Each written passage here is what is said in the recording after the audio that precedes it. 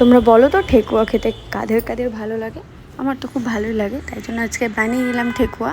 তার জন্য নিয়ে নিয়েছি ময়দা, রোল ময়দা, তারপরে নিলাম সুজি 10 টাকা প্যাকেটের। তো সুজিটাকে আমি পরিমাণ মতন নেব। ময়দাটা 500 গ্রাম নিয়েছি। তারপরে দেখো 1 কাপ আমি সুজি নিয়ে নিয়েছি, সুজিটা দিয়ে দিলাম। তারপরে 2 কাপ মতন চিনি নিয়েছি, সেম কাপেই 2 কাপ মতন চিনি নিয়ে নিয়েছি। তারপরে চিনিটা দেওয়ার পর দেখো আমি সাদা তেল নিয়ে নিয়েছি, যেটা রিফাইন্ড অয়েল হয় সেটা।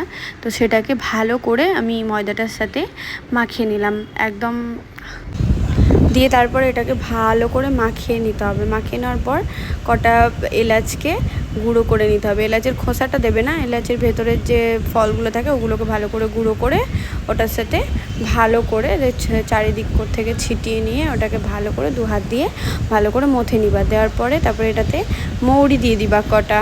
মৌরি দেওয়ার পরে অল্প যে কাপটাতে আমি সুজি দিয়েছিলাম সেই কাপটাতে দেখো অল্প অল্প অল্প অল্প করে দুধ দিয়ে এটাকে মাখাচ্ছি। তোমরা দুধ যদি তোমাদের কাছে না থাকে তাহলে তোমরা এটা জল দিয়েও মাখাতে পারো, বা তোমাদের কাছে যদি ময়দা না থাকে, গমের আটা থাকে, সেই গমের আটাটা দিয়েও বানাতে পারো। চিনি না থাকলে তোমরা এটা গুড় দিয়েও বানাতে পারো। যেরকমভাবে আমি দেখালাম সেরকম পরিমাণেই দিয়ে এটা বানাতে হবে। বানানোর পর দেখো এটা প্রায় মাখানো অনেকটা হয়ে গেছে। হয়ে যাওয়ার পর দেখো এরকম করে গোল গোল গোল গোল করে রসগোল্লার মতন পাকিয়ে নিতে হবে। পাকিয়ে নেওয়ার পর ছাঁচি তোমাদের যদি থাকে এরকম টাইপের, ছাঁচিতে করে এরকম করে দেবে দেবে দেবে দেবে দিবা। দেখো ডিজাইনের মতন হয়ে যাচ্ছে। তোমাদের যদি ছাঁচি না থাকে তাহলে তোমরা হাতেও চপের মতন করতে পারো। দেখো সবগুলো আমার হয়ে গেছে।